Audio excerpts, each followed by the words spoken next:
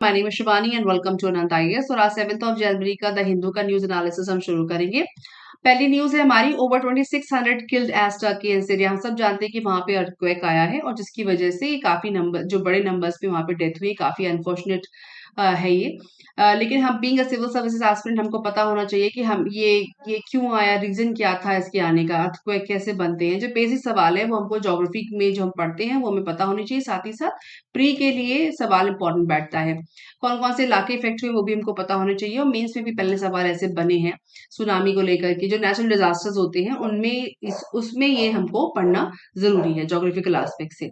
कुछ इलाके हैं जो हमें देख लेना चाहिए। जैसे अलेप्पो का नाम आया तो उसको हमें मैप पे देख लेना चाहिए। साथ ही साथ जैसे कह रहे हैं कि 7.8 मैग्नीट्यूड का अर्थक्वेक है, और जब मैं रिकॉर्ड कर रही हूँ ये वीडियो तभी भी एक न्यूज आई है कि 4.5 या 5.4 मैग्नीट्यूड का एक और भी अर्थक्वेक महसूस किया गया है जब मैं रिकॉर्ड कर रही हूँ। तो ये उसके आने के बाद की इंसिडेंट है। Now in Turkey the rescue was being hampered by a winter blizzard. अभी जो वहाँ पे जो वेदर है वो क्या है, विंटर ब्लिजार्ड, ठंडी हवाएं। जो जैसे ब्लिजार्ड करके वहां पूछा था कौन कौन सी हवाएं कैसे चलती हैं, ये भी ज्योग्राफी में सवाल बनते हैं। Winter blizzard that covered major roads in ice and snow. So वहां पे जो राहत कार्य है, इसलिए थोड़ा दिक्कत आ रही है उसमें, क्योंकि वहां पे इस वक्त बहुत ठंड का मौसम है और जिसकी वजह से ब्लिजार्ड, बहुत ठंडी बर्फीली हवाएं चलती हैं और सड़कें जो है वो आइस और स्नो से ढकी हुई हैं। तो वेदर की जो क्लाइमेट है उसके हिसाब से भी हमको पता होना चाहिए कि कौन सा क्लाइमेट किस इलाके में होता है, मेडिटेरियन है या नहीं है, ट्रॉपिकल है। ये सारी चीजें ज्योग्राफी के एस्पेक्ट से हमें समझनी है। Some of the heaviest devastation occur near the quake's epicentre between. Epicentre क्या चीज होती है, जो मेजर सेंटर, जैसे कि यहाँ पे भूकंप शुरू हुआ, ऊपर जाके मेन सेंटर फिर वैसे स्प्रेड करता है। वो सारी चीजें हमें ज्योग्राफी में कवर करनी है। एपिसेंटर क्या होता है और उसके बाद वो स्प्रेड कैसे होता है, कितने टाइप का होता है, ये सब ज्योग्राफी में हम प्री में कवर करते हैं। उसके लिए उसके एस्पेक्ट से ये इंपॉर्टेंट है, आप तैयारी करते चलिएगा। जो मेन इलाके प्रोविंसेस है, एलेप्पो, लटाकिया, हमा, टाटस, ये सारे नाम थोड़े दिमाग में रखे। कभी कभी नाम पे भी मतलब अर्थक्वेक तो नहीं पूछेंगे, लेकिन वो जगह हमको पता होनी चाहिए तो जिससे हम मैप में उनको लोकेट कर सकें। उसके बाद इंडिया ने राहत कार्य के लिए अपनी एनडीआरएफ की टीम को भेजने की बात बोली है, मेडिकल एड भेजने की बात बोली है, और जो कि एक रिस्पॉन्सिबल कंट्री होने के नाते बेस्ट ऑप्शन है भी करने के लिए। नाउ अब थोड़ा मैप में देखते हैं कि एक्चुअली जो इलाका है, जैसे आप देखें टर्की यहाँ पे है, उसके यहाँ पे इसके बॉर्डर से लगा हुआ सीरिया है। ये डिस्ट्रीब्यूशन में ये पूरा का पूरा सीरिया ही है, तो टर्की और सीरिया से कनेक्टेड है। आप देखें अगर इस पिक्चर में, ये मुझे यूएसजीएस की वेबसाइट से मिली, क्योंकि सारा डेटा ये यूएसजीएस ने ही पब्लिश किया है। उसको भी देखते हैं हम। सो इंटेंसिटी 7.8 की थी मैग्नीट्यूड, जैसे हमने देखा। और पहला इसमें सवा चार बजे सुबह का टाइम था, 7.8 मैग्नीट्यूड अर्थक्वेक। उसके बाद 2.24 पीएम पे 7.5। सो जो एरिया है, अगर आप देखें यहाँ पर ये ड्रॉ दिख रहा है ना आपको, सीरिया का ये पूरा इलाका है। उसके बाद यहाँ से जो ये सेंटर है, एपिसेंटर, यहाँ से मूव करते करते यहाँ पे स्प्रेड हुई है वेव्स और ऐसे स्प्रेड हुआ है। तो ये पूरा इलाका हमें पता होना चाहिए ज्योग्राफिकल एस्पेक्ट से। ब्लैक सी आप यहाँ देख रहे हैं, मेडिटेरियन सी दिख रहा है हमको। साथ साथ में आपको यहाँ पर इस्तांबुल और आसपास के देशों को भी हम लोकेट करेंगे, जो पी के एस्पेक्ट से इंपॉर्टेंट बन सकते हैं। नाउ देख लेते हैं कि रीजन क्या था। तो सारी डिटेल अगर आप एक्सप्लोर करेंगे तो आपको पूरी की पूरी वेबसाइट, यूएसजीएस की वेबसाइट पे भी और भी बहुत सारी वेबसाइट्स रीजंस पब्लिश करती हैं। तो थोड़ा एक्सप्लोर करेंगे तो समझ में आएगा कि क्या हुआ एक्चुअली। क्योंकि हम सब जानते हैं कि जो भूकंप के जो रीजन होते हैं, जो मेजर रीजन होते हैं, वो टेक्टोनिक प्लेट्स होती हैं, राइट। टेक्टोनिक प्लेट्स का जो अगर आप साइंस पढ़ेंगे तो सब कुछ क्लियर हो जाएगा। तो उसी को बैकग्राउंड में लेते हुए, that this area of Turkey is prone to earthquakes as it lies at the intersection of three tectonic plates। तीन टेक्टोनिक प्लेट्स हैं जिसके इंटरसेक्शन से ये घटना घटी, that make up the earth crust, ठीक है। एंटोलियन पहली प्लेट, दूसरी अरेबियन और तीसरी है अफ्रीकन प्लेट। तो ये तीनों प्लेटें अगर आप ध्यान से देखिए, एंटोलियन फॉल्ट यहाँ पे, ईस्ट एंटोलियन फॉल्ट, उसके बाद अगर आप ये देख रहे हैं अरेबियन प्लेट यहाँ आपको दिख रही है, ठीक है। और उसकी जो आपका यूरेशियन प्लेट यहाँ से दिख रही है, और जो रिज है यहाँ पे आप देखेंगे, मेडिटेरियन रिज यहाँ पर है, और अफ्रीकन प्लेट आपको यहाँ पे दिख रही है। तो वैसे तो आपको ये पानी वाला इलाका है, यहाँ पे अगर आप देखिए तो ये सी है, लेकिन ये सी भी तो किसी प्लेट के ऊपर ही है। तो ये आपस में जब ये इंटरसेक्ट कर रही हैं, आपस में भिड़ रही है। ये यहाँ से भिड़ रही है, ये यहाँ से भिड़ रही है, और ये जो प्लेट है वो इस तरफ मूव कर रही है। तो ये आपस में जब ये ट्राइंगल है एक तरीके का, तो ये भिड़ता है आपस में, भिड़ा जो, तो एक फॉल्ट लाइन पे जो जो इलाके हैं अगर आप देखें, तो ये जहाँ पे भूकंप उठा है वो ये ईस्ट एंटोलियन फॉल्ट, जो ये फॉल्ट लाइन है, जब ये प्लेट यहाँ भिड़ी और ये प्लेट यहाँ भिड़ी, इसने सबमर्ज किया एक दूसरे में, तो यहाँ भूकंप आया, right? So Arabia is moving northwards on Europe, causing the Anatolian plate with Turkey sits on to be pushed out westward. ठीक है, तो वो इलाके के हिसाब से डिफाइन करें। मैंने आपको समझा दिया कि अगर आप इसको थोड़ा और एक्सप्लोर करेंगे तो आपको एरिया भी दिख जाएगा कि कौन सी प्लेट हमेशा किस तरफ मूव करती है। जैसे अगर आप इंडिया के मामले में समझे तो इंडियन जो प्लेट है वो हमेशा, अब जो हमारी एशिया की जो इंडिया वाली प्लेट है वो एशिया वाली प्लेट में हमेशा ऐसे मूव करती है इस तरफ ऊपर की तरफ। तो जो हमारा हिमालय का जो लाइन है जो ऐसे आर्च की तरह है, ये एक भूकंप प्रोन इलाका है। उसी तरीके से यहाँ पे भी ये भी एक भूकंप जनित प्रोन इलाका है जहाँ पे ऐसी घटना ऐसा होना लाजमी है। लेकिन जो ये हुआ है ये कई दिन से पहले भी इसमें शॉक आ रहे थे, क्रिएट हो रहे थे, और अब एक बड़ा भूकंप टर्न अप हुआ। The movement of the tectonic plate builds up pressure on fault zone as their boundaries, ठीक है। It is sudden release of this pressure that causes earthquake and ground shaking. So movement जब होता है इन plates में तो एक बड़ा fault zone create होता है प्रेशर की वजह से, क्योंकि अगर आप ध्यान दें ये दो प्लेटें हैं, एक प्लेट, ये एक प्लेट इसमें आके धंस रही है और ऊपर प्लेट ऊपर उठ रही है। तो जैसे अगर ये प्लेट इसमें हिट करेगी तो ये अंदर धसी और ये वाली प्लेट ऊपर चली गई, तो ये क्या हुआ, एक तरीके का प्रेशर क्रिएट हुआ, और इसको सबमर्जेंस भी कहते हैं कभी कभी। तो जब प्रेशर क्रिएट हुआ तो अर्थक्वेक ने रूप ले लिया। This latest earthquake is likely to have happened on one of the major faults that marks the boundaries between the Anatolian and Arabian plates. ठीक है, तो मेजर जो प्लेट्स हैं वो अरेबियन है और एंटोलियन प्लेट्स के धंसने की वजह से ये बड़ा इफेक्ट क्रिएट होता है। ऑल्दो अफ्रीकन प्लेट भी है यहाँ पे, पर जो मेजर फॉल्ट लाइन इन दो प्लेट्स की वजह से क्रिएट होता है। जैसे कि मैंने कहा कि इंफॉर्मेशन यूएसजीएस ने पब्लिश की है, United States geological survey government agency है। डिस्क्रिप्शन अगर आप सर्च करेंगे तो USGS formally simply known as geological survey is a scientific agency of the United States government.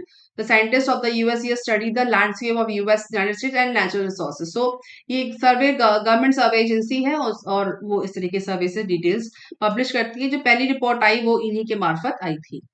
Now next news है, India's growing energy demand offers investment opportunities। प्रधानमंत्री ने इस बात को बोला कि ग्रोइंग एनर्जी डिमांड जो है वो इन्वेस्टमेंट अपॉर्चुनिटीज को लेकर के आएगी, और उन्होंने बाहर के देशों को, ओपेक देशों को, और जो लोग जो इन्वेस्ट एज ए इन्वेस्टर बाहर के जो कंपनी जो देश हैं उनको भी इन्होंने इनवाइट किया एक तरीके से स्टेटमेंट को देने के बाद। India's energy demand has significantly increased and in the coming years it will reach 11% of the global demand as against 5% currently। तो अभी जो नंबर है 5% से उससे 11% पे हाई करेगा। इन्होंने कहा ये बेंगलुरु में इनॉग्रेट करते हुए इंडिया एनर्जी वीक हो रहा है वहां पे 2023 का, उसमें उन्होंने ये बात बोली। और अगर आप देख रहे हैं कि इन्होंने E20 फ्यूल को भी उन्होंने इनॉग्रेट किया in the presence of Hardeep Singh Puri and Basavaraj Bommai in Bengaluru sorry. So E20 fuel को भी हम समझेंगे। इंडियाज एनर्जी डिमांड हम समझ रहे हैं कि 11% से बढ़ने वाली है, अभी 5% है। और उसके साथ उन्होंने बोला demand for energy in the country has growing significantly. क्योंकि क्यों बढ़ने वाली है, क्योंकि सबसे पहला कारण है कि हमारे पॉपुलेशन राइज हो रही है, हम चाइना को पीछे छोड़ के आगे जाने वाले हैं। पहली चीज, जब पॉपुलेशन में ऊपर जाएगी तो हमारी इनकी एनर्जी रिक्वायरमेंट भी बढ़ेगी, राइट? तो इसके लिए हमारा कंजम्पशन बढ़ने वाला है, सबसे पहला कारण ये है। उसके साथ ही साथ जो हमारी अर्बन पॉलिसीज हैं जिनमें हम बड़े बड़े शहरों को बना रहे हैं, स्मार्ट सिटीज बना रहे हैं, तो उसको लेकर के भी हमारी डिमांड बढ़ने वाली है। तो ये सारे आपको कारण पता होने चाहिए कि वो ऐसी बात क्यों कह रहे हैं, उसका बेसिक्स क्या है। तो इसे लिस्ट आप बना लीजिए जहां पे समझ में आए कि ये कारण है। और सबसे उसके इन सबके अलावा सबसे इंपॉर्टेंट चीज क्या है, हमारा एमिशन, जो हमारा एमिशन है। क्योंकि ऑल्दो यहाँ पे जो E20 फ्यूल की बात हो रही है उसके रेफरेंस से मैं बोल रही हूँ कि जो एमिशन का परसेंटेज है उसको भी नीचे लेकर के आना है, इसलिए जरूरी है। नाउ अब इसके अगर आप ध्यान दें तो इसमें जो E20 वाली चीज है वो उसमें इस आर्टिकल में एक्सप्लेन नहीं है, मैंने उसको और एक्सप्लोर किया है आपके लिए, भी देखते हैं उसको। सो ministry of petroleum and natural gas के वेबसाइट पे ये स्क्रीनशॉट मैंने लिया है, इंडिया एनर्जी वीक जो बेंगलुरु में हो रहा है, और इसका टैगलाइन है ग्रोथ कोलैबोरेशन एंड ट्रांजिशन। ठीक है, now Also, the country has a chunky class of aspirational population, जैसे मैंने कहा, and energy would play an important role in fulfilling the aspirations of these people. मतलब chunky मतलब active, जो काम करना चाहते हैं, जो आगे आगे aspired हैं, आगे काम करना चाहते हैं, तो young population है, तो उनको energy भी चाहिए, उनकी डिमांड बढ़ेगी, उसके लिए इंडिया इन्वेस्टर्स को अट्रैक्ट करेगा। और जैसे कि हम जानते हैं कि ग्रीन हाइड्रोजन मिशन को भी अप्रूव किया गया है। ये ग्रीन हाइड्रोजन मिशन जो हमारी क्लीन एनर्जी की जो हम बात करते हैं, क्लीन एनर्जी, उसके लिए बड़ा माइलस्टोन है होगा जब ये पूरी तरीके से चलेगा। और इसके लिए 1 लाख करोड़ का जो अमाउंट है वो सैंक्शन भी किया गया है।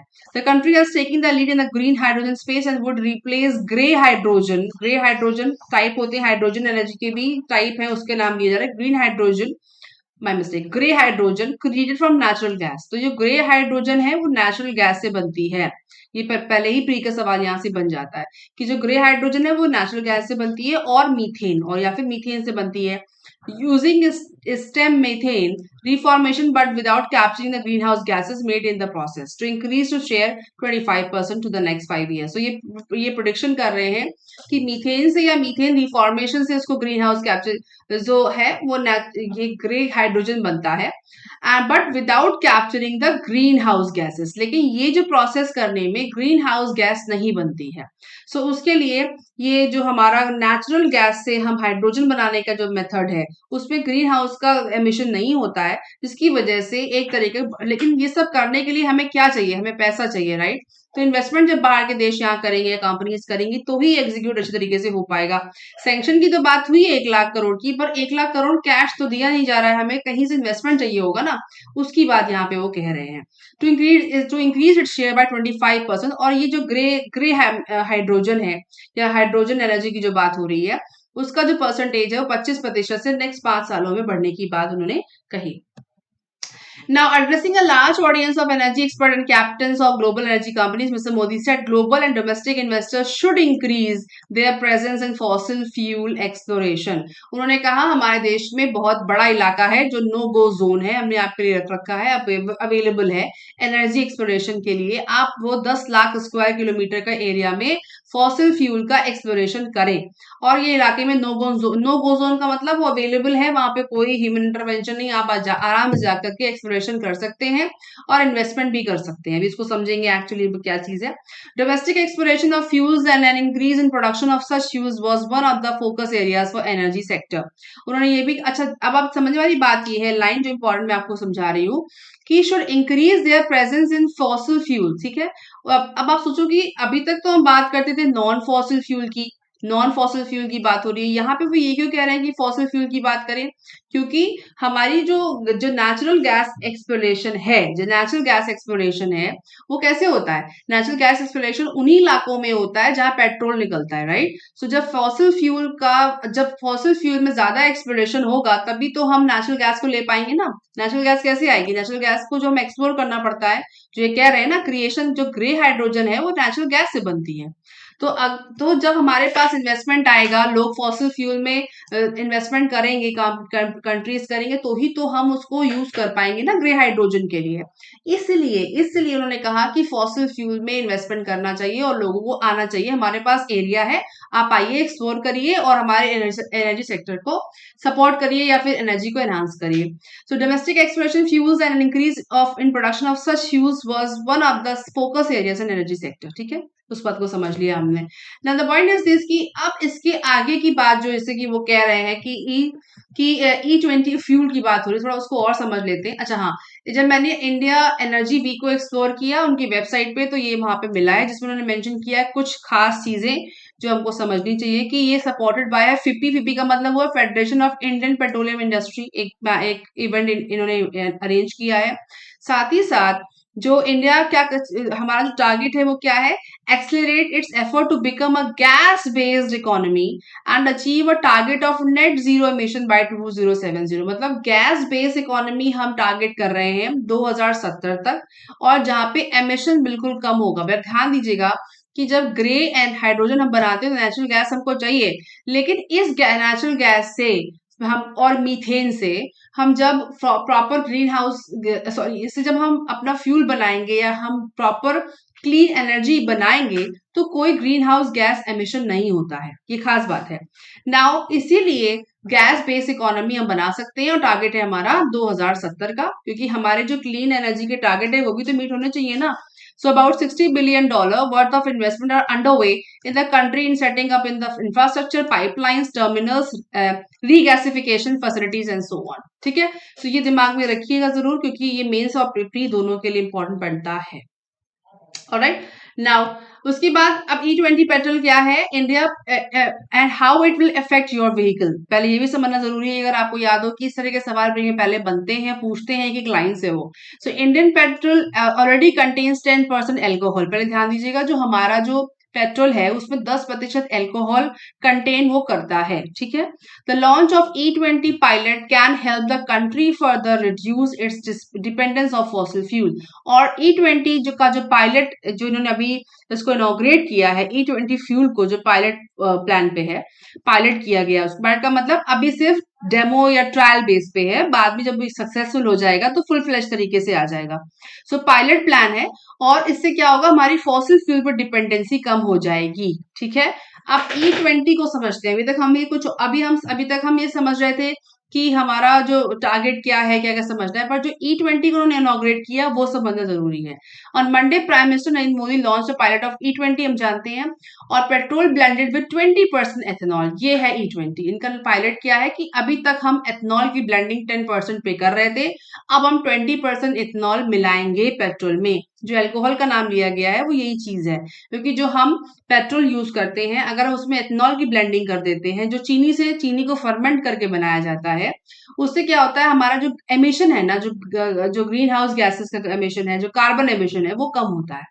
At the Energy Week in Bengaluru, bringing forward by 2 years a launch of cleaner burning version of petrol। मतलब क्लियर बर्निंग मतलब जिसमें कोई भी कार्बन एमिशन ना हो और क्लीनर बर्निंग हो। जो कंबशन होता है ना पेट्रोल का, वो क्लीन जो धुआं निकलता है वो क्लियर हो। Now what is ethanol blending. अब एथेनॉल ब्लेंडिंग पूछी भी गई है पहले से, जरूरी है। एथाइल एल्कोहल और एथेनॉल, इसी को कहते हैं इथाइल एल्कोहल या फिर ethanol. C2H5OH is a biofuel that is made naturally by fermenting sugar derived, मैंने कहा, from sugar cane or other organic matter that like food grains. As part of carbon reduction commitments, India has launched the ethanol blended program EBP program to mix the biofuel with petrol to reduce the consumption of petrol। और इससे क्या होता है कि पहली बात तो clear energy की जो क्लियर बर्निंग है वो, और साथ ही साथ जो कंजम्पशन है पेट्रोल का वो भी कम हो जाएगी। अगर हम पेट्रोल ज्यादा लेते हैं, क्योंकि हमारे पास सोर्स तो है नहीं, हम बाहर के देशों से इंपोर्ट करते हैं, तो हमारी डिपेंडेंसी पेट्रोल पे भी कम हो जाए, कम पेट्रोल लगा करें, इसलिए इसको भी ईबीपी प्रोग्राम को लॉन्च किया गया। India has already met its E10 target, जो हमारा 10% ब्लेंडिंग ऑलरेडी हम अचीव कर चुके हैं। So petrol use in country has 10% ethanol in it. जो हम पेट्रोल यूज करते हैं उसमें 10% एथेनॉल है। E20 pilot covers at least 15 cities and will be rolled out across the country in a phase manner. मतलब पहले 15 शहरों में इसको रोल आउट किया जाएगा, क्योंकि ये पायलट प्रोग्राम है, और E20 के सक्सेसफुल होने के बाद बाकी के शहरों में डाला जाएगा। ना वाई इंक्रीज ब्लेंडिंग, और ब्लेंडिंग बढ़ा क्यों रहे हैं, बहुत नेचुरल सा आंसर है कि हमारी जो डिपेंडेंसी है पेट्रोलियम के ऊपर बाहर से इंपोर्ट करने की कम हो जाए, जो हमारी कॉस्ट हम पे करते हैं वो भी कम हो जाए, और साथ ही साथ जो हमारा पोल्यूशन कंट्रोल के लिए, जो हमारा कार्बन एमिशन के लिए जो हमारा प्लान है वो भी हमें अचीव हम कर पाए। क्योंकि besides ethanol is a less polluting fuel, जो एथेनॉल है वो कम पॉल्यूशन क्रिएट करता है। ठीक है, तो दो चीजें हैं। और क्योंकि हम इंपोर्ट जब ज्यादा करेंगे तो हमारे फॉरेक्स पे भी इसका इफेक्ट आता है, याद करिए, क्योंकि अगर हम डॉलर से पे करते हैं, जिस करेंसी में पे करते हैं, तो हमारा जो बैलेंस है, जो एक्सचेकर है हमारा, जो अगर आपका एक करंट अकाउंट है उसके ऊपर इफेक्ट आता है, क्योंकि हम ज्यादा पैसा पे कर रहे हैं, हमारे पास फॉरेक्स कम हो रहा है, तो वो कम हो जाए, और साथ ही साथ कम कार्बन एमिशन हो। ये जो पिक्चर है ये टाइम्स ऑफ इंडिया का स्क्रीनशॉट है, उसमें क्लियरली मेंशन है कि सिर्फ एथेनॉल हम जो है पेट्रोल में ही मिक्स करने की बात नहीं हो रही है। ये जो एक्सपो हुई है 2023 की ऑटो एक्सपो ग्रेटर नोएडा, उसका पिक्चर है जिसमें मेंशन है कि एथेनॉल गैसोलीन को भी ब्लेंड करने की बात है। तो ये जो पिक्चर बताती है कि एथेनॉल और गैसोलीन को अगर हम मिक्स करते हैं या ब्लेंड करते हैं टू व्हीलर्स के लिए, तो क्या उसके इफेक्ट आते हैं। तो इफेक्ट तो भी आप इसमें आप ना भी समझे चलेगा, लेकिन ये ध्यान में रखिएगा कि पेट्रोल के साथ साथ जो ब्लेंडिंग है पेट्रोल के साथ साथ ब्लेंडिंग गैस के साथ भी करने की बात हो रही है, जो आगे चल के हो सकती है फुल फ्लेज तरीके से आ जाए, और हमारी जो एथनॉल फ्यूल की डिमांड है 2025 में बढ़ने वाली है।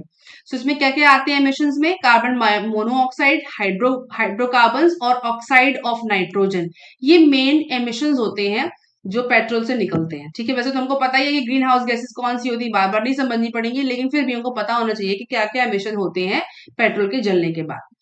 Okay, next news है drones Tejas aircraft show Karnataka's manufacturing strength, Modi says Modi. तो मोदी जी ने दूसरा एक इनॉग्रेशन किया, एक बहुत बड़ा फैक्ट्री, इसका HAL हेलीकॉप्टर फैक्ट्री टुमकरू में टू द नेशन, और ये कर्नाटका में है, ये जहाँ पे इन्होंने बहुत बड़ा फैक्ट्री को इनॉग्रेट किया। इसके ऊपर कुछ कंट्रोवर्सी चल रही थी ऑपोजिशन की तरफ से, उसको नकारते हुए उन्होंने कहा he accuse opposition parties of spreading misinformation about company. So इन्होंने कहा double engine government has made the state the first choice for investors, says prime minister, dedicating the HAL helicopter factory in Tumkur. So उन्होंने double engine जो अपनी government को नाम देते हुए कि फर्स्ट चॉइस है इन्वेस्टर का। अब देखिए यहाँ पे भी इन्वेस्टर का नाम आ रहा है, तो मतलब हम दोनों ही सेक्टर में, पहला तो हो गया हमारा पेट्रोल, ठीक है, उसके ऊपर, उसके साथ दूसरा हमारा क्या हो गया, हमारा डिफेंस। तो हमारा पेट्रोल और डिफेंस दोनों में ही इन्वेस्टर्स को अट्रैक्ट करने की बात कर रहे हैं हमारे हमारे प्रधानमंत्री। तो मतलब इनका पैसा हमको जब मिलेगा तभी हम इसमें और प्रमोट कर पाएंगे कि HAL जो है क्या करती है, हेलीकॉप्टर फैक्ट्री है, तो हेलीकॉप्टर बनाती है, ऐसे कई सारे और भी बड़े बड़े प्रोडक्ट्स हैं जो HAL प्रोड्यूस करती है और बाहर के देशों को भेजती भी है, बेचती भी है। Now, Prime Minister Narendra Modi on Monday said that the strength of Karnataka's manufacturing sector was exhibited in products ranging from drones to the Tejas fighter aircraft। मतलब ड्रोन से लेकर के तेजस फाइटर एयरक्राफ्ट तक HAL की जो साख है, जो गुडविल है, उसको ध्यान में रखते हुए टुमकुरू उसमें अनाउंसमेंट करेगा to the nation and lauded the talent and innovation of state's youth. ठीक है, इसको उन्होंने हाईलाइट किया, ये जगह को भूलेगा नहीं, ये पूछा जा भी सकता है। उसके अलावा जो वहां पे 2 और जल जीवन प्रोजेक्ट्स को भी शुरू किया गया, जो तिप्तुर और चिनकिया कनाली एक जगह है, वहां पर ये है। ठीक है, alright. Now next news है India's Canada FMs discuss Indo-Pacific cooperation trade। जो इंडिया और कनाडा के जो फाइनेंस मिनिस्टर्स हैं उनके बीच, माय मिस्टेक, फॉरेन मिनिस्टर्स के बीच में एक डायलॉग हुआ दिल्ली में, उसमें उन्होंने कुछ चीजें मेंशन की, देखते हैं। तो सबसे इंपॉर्टेंट चीज क्या है कि इंडिया और कनाडा के बीच में जो अभी कुछ स्टेगनेंसी आ रही थी उसको रीसेट करने की बात है, और साथ ही साथ जो इंडिया और कनाडा के जो रिलेशनशिप है, जो इंडो पैसिफिक स्ट्रेटेजी को लेकर के इंडिया ने उनकी सराहना करी है कि उन्होंने जो विजन लिया है, विजन क्या है कि वो आने वाले टाइम में इंडो पैसिफिक स्ट्रेटेजी के तहत इस इलाके में इन्वेस्टमेंट करेगा, कौन, कनाडा करेगा, ये एक विजन है, उनकी वेबसाइट पे भी है। So open and inclusive Indo Pacific, the MEA said in a statement after the meeting, adding that they discussed developments in India's neighborhood, Ukraine and cooperation in the United Nations. तो इसके अलावा और भी काफी aspects पे बात हुई, पर इंडो पैसिफिक रीजन को लेकर के स्पेसिफिक उन्होंने उसको उनकी तारीफ करी, और कुछ स्ट्रेटेजी कनाडा ने चेंज भी की है।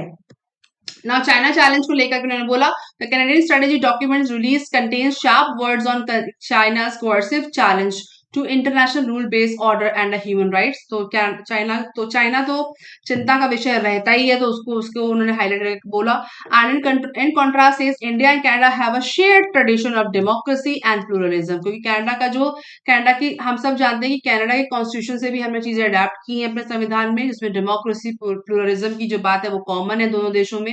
Commitment to a rule based international system and multilateralism, mutual interest and in expanding our commercial relationship and extensive growing people to people connection. ठीक है, उसके अलावा इंडिया और कनाडा के बीच जो ट्रेड अग्रीमेंट है EPTA का नाम लिया जाता है, early progress trade agreement, and a number of high level meeting happened between both the parties. So important क्या है कि इंडिया पैसिफिक स्ट्रेटेजी को लेकर के क्या चीज है हमको पता होना चाहिए, Indo Pacific strategy we should know, और early progress trade agreement. Actually trade agreements क्या है, जो मेजोरिटी में हम ध्यान दीजिए कि अगर FTA जो होते हैं ना, फ्री ट्रेड एग्रीमेंट्स होते हैं, CECA होती है, उसके साथ SEZs होती हैं, ये सारे जो ट्रेड एग्रीमेंट्स होते हैं ये क्या है, एक्चुअली अपने ट्रेड को एनहांस करने की बात होती है।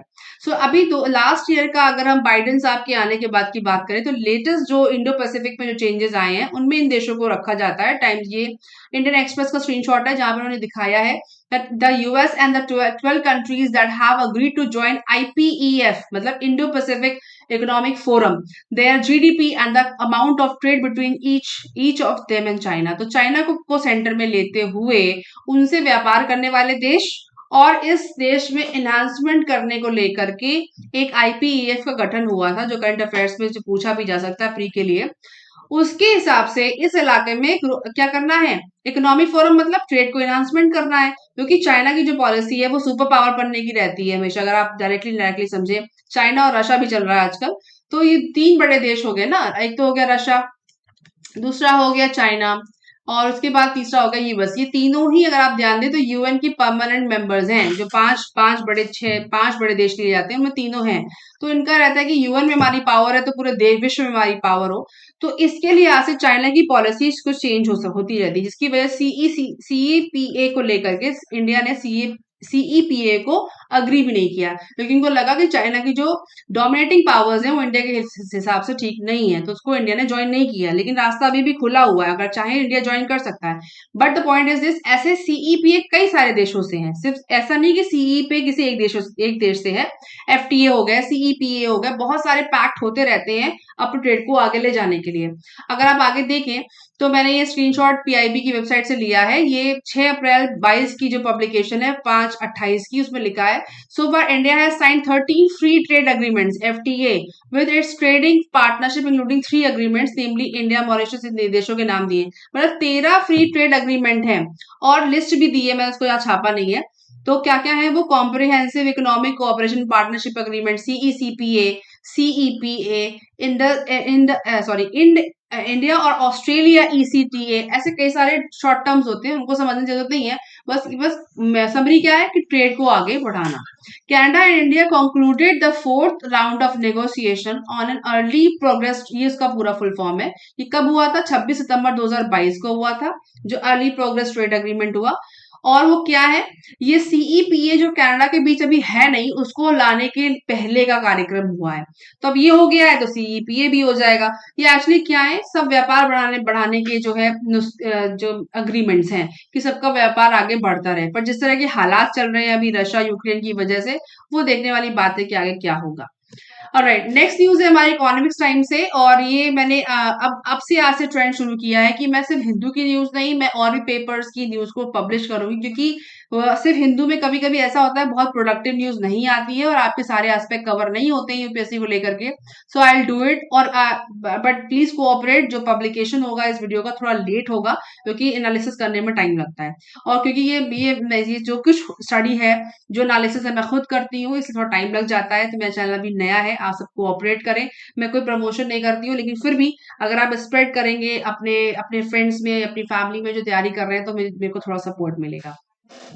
So next news Economic Times की, Adani promoters prepay $1.1 billion loans backed by share pledges. सवाल ये उठा था इंडियन बग रिपोर्ट में कि अदानी ग्रुप पे बहुत बड़ा डेट है, लोन है, और वो उसको पे नहीं कर पाएंगे। कुछ एक्सपर्ट कहते थे कि नहीं, उनकी कैपेसिटी है, और अडानी ग्रुप ने खुद इसको क्लेम किया था कि हमारी बुरी साख है, हम पे कर लेंगे, लेकिन इन्वेस्टर्स को भरोसा नहीं आ रहा था, तो उन्होंने अपने आप प्री पे कर दिया, पहले से ही एक $1.1 बिलियन का लोन पे कर दिया है, बैक्ड बाय शेयर प्लेजेस। ध्यान दीजिए, बहुत बड़ा स्टेप है। इस क्यों करा ऐसा, से some repayments due in May, a part roll over to सितंबर, अदर ड्यू टू 23-24। तो क्यों किया ऐसा, Gautam Adani and his family has repaid, पूरी फैमिली 9250 करोड़, 9250 करोड़ का debt back by shares early as a cement to coal conglomerate sought to soothe investors nerves. बस इतनी ही लाइन इंपॉर्टेंट है कि जो नर्वसनेस हो रही थी मार्केट में, इन्वेस्टर्स के मन में कि हम परचेस कर पाएंगे या नहीं, उसको दिमाग में रखते हुए पहला उन्होंने क्या किया, एफपीओ को वापस कर दिया। अगर आपको याद हो, फॉलोइंग पब्लिक ऑफर पूरा फुल्ली सब्सक्राइब हो गया था, लेकिन उन्होंने उसको वापस कर दिया। दूसरा स्टेप है कि उन्होंने 9250 करोड़ का लोन पहले ही पे कर दिया है, और उनके सारे कॉन्ग्लोमरेट, अदानी ट्रांसमिशन से लेकर के अदानी ग्रीन, सारे जो आप उठा करके देखेंगे, प्रमोटर्स जिनके पास, प्रमोटर्स मतलब जो कंपनी शुरू करते हैं, उनके पूरे 65.13% प्रमोटर्स के शेयर्स अमाउंट को जैसे भी उन्होंने इकट्ठा किया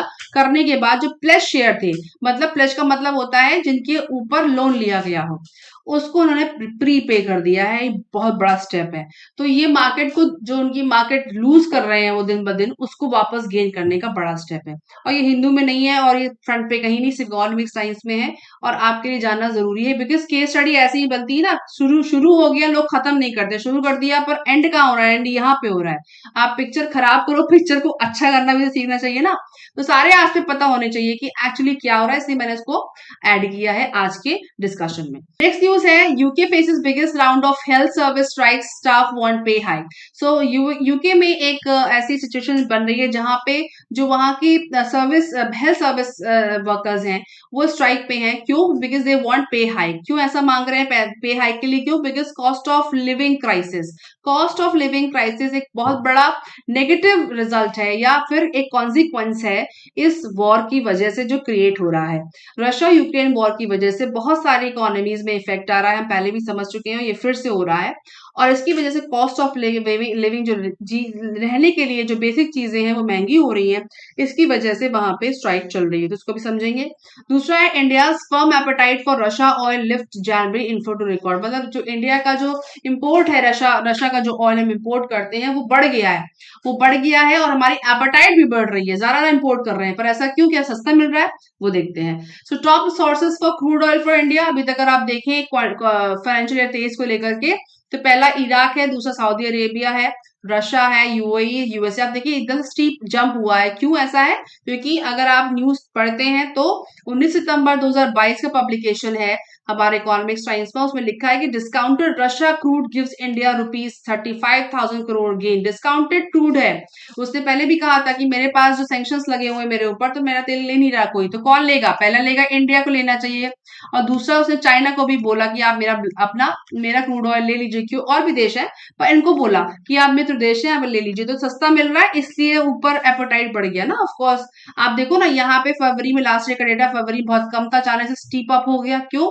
क्योंकि उन्होंने ऐसा बीच में जो हमारा जो पैक्ट रहा है रशिया से, काफी लंबी दोस्ती है डिफेंस के मामले में, और काफी चीजें स्टार्टिंग से रही है पंडित नेहरू के जमाने से, तो अभी तक जो हमारा जो कनेक्शन है रशिया से वो अलग है। अब देखते हैं कि वो चेंज होगा या नहीं। जिस तरह की स्ट्रेटेजी अब चल रही है, जिसमें से यूएस का जो मूव है इंडिया को लेकर थोड़ा बदला है। और एक आर्टिकल पहले आया था, उसमें लिखा था कि वो यूएस चाहता है कि कहीं ना कहीं जो इंडिया की जो शेल्टर वाली सिचुएशन है रशिया को लेकर के, जो हमेशा वो लगता है कि रशिया की तरफ भाग रहा है, उसको चेंज करने में थोड़ा लगा हुआ है। ऐसा मैं ये कह रही हूँ, एक्सपर्ट कह रहे हैं, तो उस हिसाब से देखने वाली बात होगी। पर फिलहाल के लिए जो उनको डिस्काउंटेड क्रूड मिल रहा है, जिसकी वजह से हमारा एपेटाइट बढ़ रहा है और हमको उनसे लेना पड़ रहा है, ये एक बिगेस्ट रीजन हो सकता है। नाउ जैसे कि हमने समझा कॉस्ट ऑफ लिविंग क्या होती है। कॉस्ट ऑफ लिविंग का मतलब है कि कितना पैसा आपको चाहिए, जो आप एक नॉर्मल लाइफ, जो आपके देश में जितने लोग हैं, बेसिक चीजें जो आप मेंटेन कर पाए, अपनी जिंदगी को चला पाए, that is cost of living. Numbeo is the world's largest cost of living database. का नाम पहले भी आ चुका है, उसकी वेबसाइट से मैंने स्क्रीनशॉट लिया है। तो ये क्या है? Numbeo is also crowd source global database of quality of life data, housing indicators, perceive crime rates, health care quality, transport quality and other statistics. आप उनकी वेबसाइट पे जाएंगे और यहाँ पे अपने देश का नाम जब डालोगे तो ऐसा कुछ पेज आएगा। इसमें क्लियरली मेंशन है कि इंडिया में अगर आपको रहना है तो family of 4 estimated monthly cost कितना चाहिए आपको? 90,000 रुपए चाहिए विदाउट रेंट। और अगर सिंगल पर्सन है तो रेंट के विदाउट रेंट अगर आपको रहना है तो 25,000 रुपए चाहिए एक बंदे को रहने के लिए। ये नाम्बियो कहता है। ये क्या है? ये actually largest cost of living database है। इसका पहले भी नाम आ चुका है आर्टिकल्स में। उसके बाद cost of living in India is average 69.4% lower then in US, United states. मतलब ऑब्वियसली यूएस से तो कम है ही, तो उससे कितना है? 69.4% कम है। अच्छा, ये क्यों जरूरी है? इसको समझना क्यों जरूरी है? क्योंकि कभी कभी ऐसे नाम दिमाग में आते हैं जिसको आप कोट कर सकते हैं मेंस राइटिंग में कि कॉस्ट ऑफ लिविंग क्या होता है, किसी वेबसाइट को रेफर करके आप लिख सकते हो। और कॉस्ट ऑफ लिविंग हम अगर जो नंबर दे रहे हैं, क्या आप रियली इस नंबर से सहमत हो? क्या एक बंदा 25,000 महीने का कमाता है रहने के लिए हमारे देश में? I am not sure. So rent in India is on average 88.5% lower then in the US. वैसे भी जो नंबर्स होते हैं ना, per capita income, cost of living, ये एवरेज पे निकाली जाती है। सो एवरेज में कोई कमा ना भी रहा हो, आपकी जो पर कैपिटा इनकम आपकी जीडीपी के नंबर्स को डिवाइड करके निकाली जाती है, जिससे वो कभी कभी रिलायबल नहीं भी होती है। So it's a good to know information, मैंने आपसे शेयर करी, एक नया एस्पेक्ट आपको पता चला होगा। तो ये था हमारा आज का न्यूज एनालिसिस। आई होप ये आपके लिए इन्फॉर्मेटिव रहा होगा, और अगर ऐसा है तो do subscribe, do share with your friends. मिल देंगे आपसे नेक्स्ट वीडियो में।